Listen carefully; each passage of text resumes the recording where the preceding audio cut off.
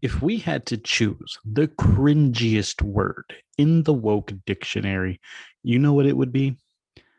It would be Latinx.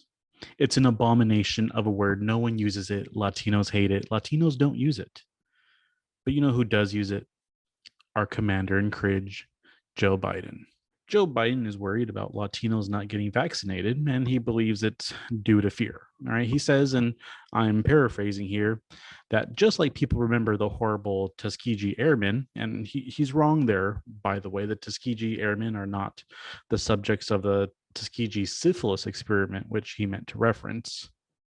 So just like Black people are afraid of the government because of the Tuskegee experiments, so why is Latinx, and this is where he's using the term Latinx, Latinx people are afraid to get the vaccine because they were afraid to get deported.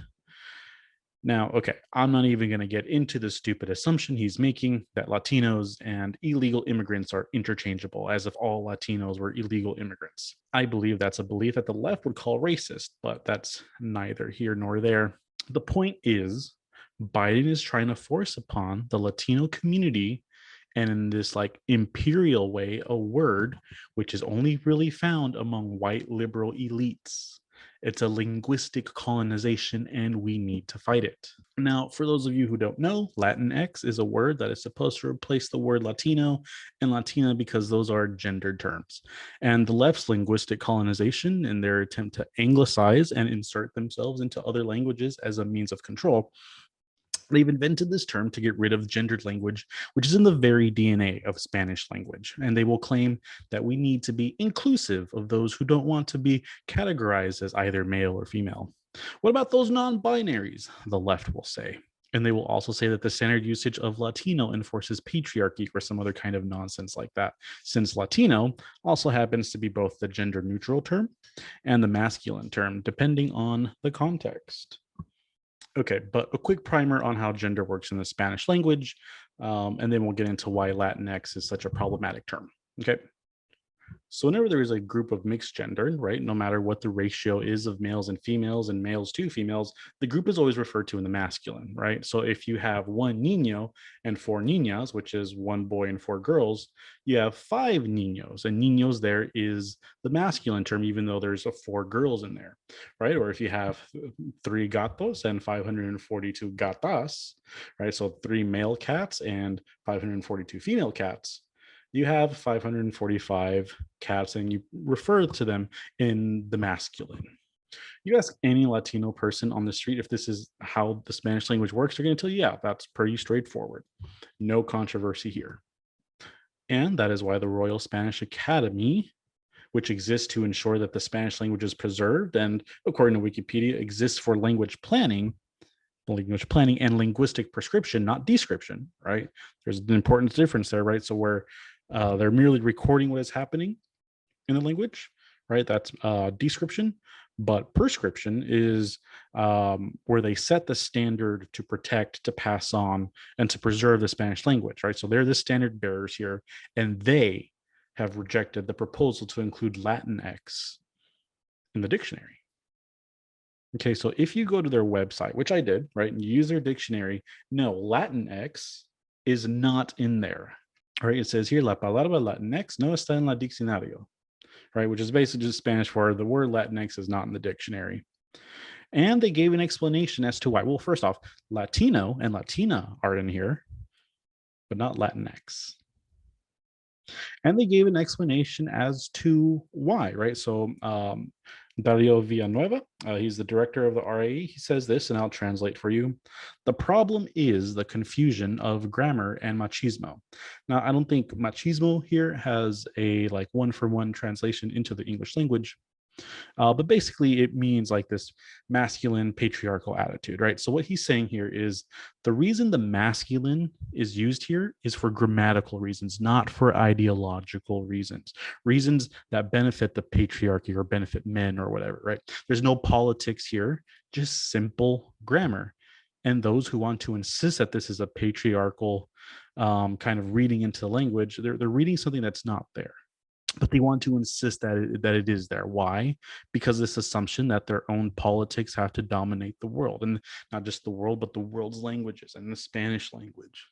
Now, to show that this is really just a grammatical thing, take this analogous case, right? So let's just say I uttered the sentence, I turned in my essay yesterday.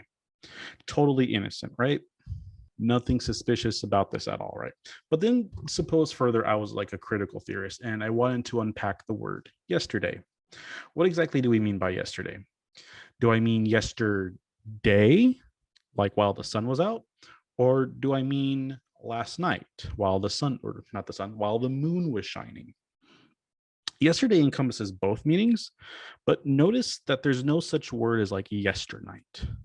It's just yesterday. And while yesterday could mean like sunlight or moonlight time, we default to yesterday, even if we mean last night. Now, I could then say, well, what's that, like daylight privilege, right? That makes like the sun an oppressor. Why are we putting the moon down? Does our language presume the inferiority of nighttime? Down with the sun, up with moon consciousness, right? We're not going to have moon studies after this because yesterday takes precedence, or yesterday is the standard word that we use to encompass both yesterday and last night. Right, open your third eye, get woke, right? None of that's happening, right? So none of that follows from the standard use of yesterday. So while yesterday is used for both daytime and nighttime, it doesn't imply superiority, it doesn't imply inferiority. And likewise, when Latino is used for both males and females, it doesn't imply males are superior in that sense, right? Which is why the director of the RAE says this is just grammar. It's not machismo, it's not ideological, it's just grammatical. Pretty straightforward, I think. Now, okay, you're gonna have some useful idiots, right? So I found this on Twitter. I don't know who he is. He's a blue check mark, so he's somebody, but not anybody I know. And they would love, people like this would love nothing more than to submit the Spanish language to American leftist hegemony. So I found this on Twitter.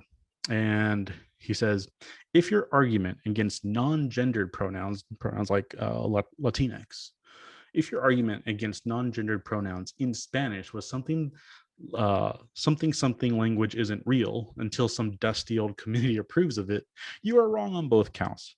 The Real Academy, I'm sorry, this is Spanish. The Real Academia Española now officially includes ella, right? Okay, so first off, no, the RAE did not include ella in their lexicon, but it rather what they did was they put it on their observation list, which is just a words of list, or a list of words, sorry, which is just a list of words that they recognize as being used in the culture, but doesn't approve it and doesn't say they're going to be using it at all. Remember, the RAE is a prescriptive organization. They're the ones that set the rules. They're not descriptive. What they're doing here with the observation list is they're saying we're describing something that's happening in the culture. People are using these terms like ella, but that doesn't mean they recognize it. That doesn't mean they're going to be using it. And that doesn't mean they approve of it. Not at all. Right. So he's actually wrong. Okay, so don't let these people gaslight you. Now look, I'm a Latino, right? And I have some pride in my heritage, right? And that heritage I want to preserve. The Blessed Virgin Mary appeared to my people, which led to like the mass conversion of millions of Mexicans to Catholicism. Right? That was over 500 years ago, and I want to preserve that. We entered the church, we spoke Latin, and we began to speak a related Romance language, which is Spanish. And I want to preserve that. I want to hand that on to the next generation, to my kids. I want my kids to learn some Spanish. Right? That's part of my history. That's part of my culture. That's part of my identity. Right? That's the Spanish language. I mean, this is the language that Don Quixote was written in, right? And if you guys have not read Don Quixote, read it. It's one of the greatest books ever written. It's one of the foundational texts in the Western canon, right? It's not just English. It's not just Greek. I mean, this is a Spanish textbook, and it's part of the Western canon. And I want to preserve that. I want to hand that on. But then when some blue check liberal on Twitter wants to call the RAE some dusty organization, right? I mean, like, dude, like, where's your sense of pride, right? Do you have no sense of identity, of tradition? Why does he want to erase the language of Don Quixote and of his ancestors to appease his white liberal masters? He's choosing that. He's choosing his white liberal master. He's choosing Joe Biden's language over the preservation of our culture. Right? It boggles the mind. It really does. Like, dude, Daniel Jose Older. Have some dignity, dude. But you know what? Let's just say, for the sake of argument, it is just some dusty organization. Okay. So what about regular Latinos? What do they think? Well, Pew Research studies show that not only do most Latinos even know the term exists, a whopping 76% of Latinos have never even heard of the term. But those who have heard of the term, the vast majority, something like 10%, only use it. So, like, who is Joe Biden even talking to here? Because he isn't talking to Latinos, that's for sure, because Latinos aren't using the word Latinx. So who is he talking to? Well, he's talking to his white liberal power structures, not to me, not to you.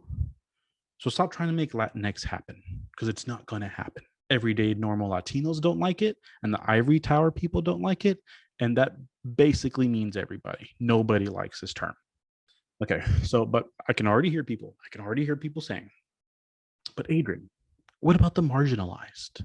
Don't we need terms like Latinx to be inclusive of all people across the gender spectrum? No, no, we don't. Terms like Latinx are actually really exclusive.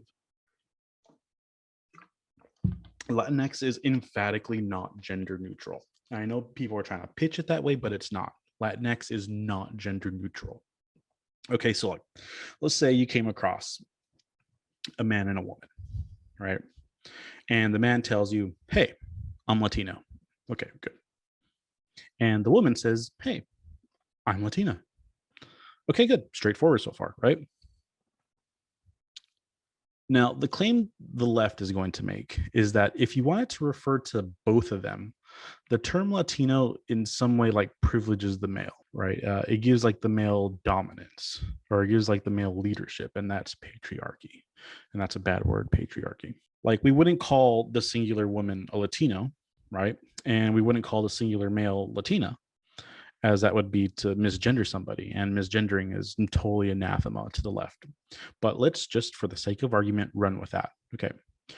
Now, imagine after meeting the man and the woman, you came across these two women, and they tell you that as non-binary people, they want to be called Latinx, right? That's the proper gendered term for them. That it would be wrong to call them Latino, as it would be wrong to call them Latina. So Latinx is the correct term, right? Not Latino, not Latina either, but Latinx, right? So that's their gender.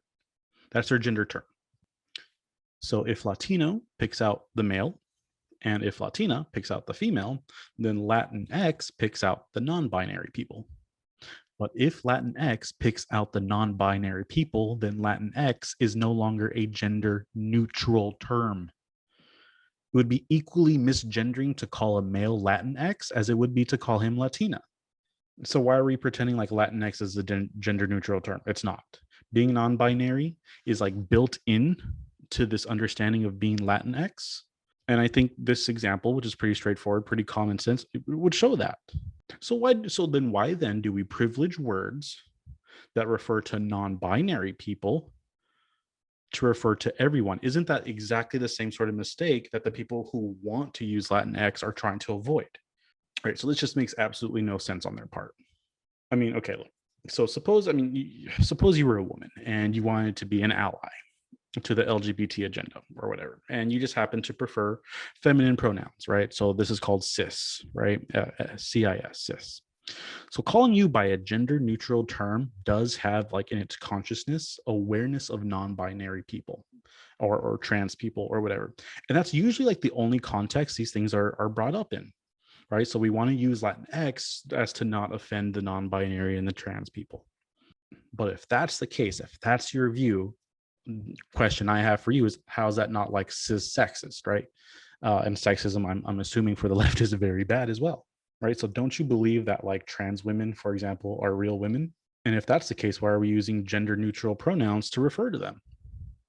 It seems like you can't escape the problem of misgendering somebody, even with these fake terms like Latinx. I mean, so, okay. Another example, similar example, if a trans woman, and right, so a trans woman is a man who thinks he's a woman, so if a trans woman really believes that he's a woman and is really confident in their gender identity, and this trans woman insists that you call him by she, her pronouns, or by as a Latina in this case, since we're talking about Latin and Spanish and Latinx, then calling him Latinx or calling her Latinx, if we're going to be operating under this leftist worldview, is basically saying to this person, yeah, but I'm not really sure though, right? Like you say you're a woman, you say you're a Latina, but I'm not quite sure, so I'm going to be using Latinx. That's also misgendering. That's also refusing their pronouns. So look, my point here is you don't have to be a conservative like I am. I am a conservative, and I think a lot of this stuff is silly, but you don't have to be conservative to understand that Latinx is still problematic. Latinx is still not a gender neutral term. Now that's just Latinx, right? Or to replace Latina and Latino. But if it's going to infect the rest of the Spanish language, you're going to have really big problems, right? So like, where does this stop, right? So like in Spanish, we have this word pendejo, right, which is translated as like stupid, but it's used in the masculine. If we wanted to get rid of gendered terms in the Spanish language, you can't say pendejo anymore. You'd have to say something like pendeg, pendejex, or something weird like that. Or if we want to say, estoy confundido, which means like I'm confused, you can't say confundido. You'd have to say confundidex. All right. So the point is the logical outworkings here lead to a radical change of not just terms like Latina and Latino, right? That's where it starts. But to be consistent, you would have to use it for the entire language. And the Spanish language just has gender categories for everything. Tables are gendered. Cats, well, yeah, of course, cats are gendered. Phones are gendered. Pencils are gendered. Everything's gendered. And you would have to change the entire language. That's no small feat. That's super unfeasible. And that is why institutions like the RAE exist, is to avoid these absurd conclusions and to preserve our traditional Spanish language. And if you're proud of your heritage, that's not something that you're going to let pass. Sin, man. Sin makes you stupid.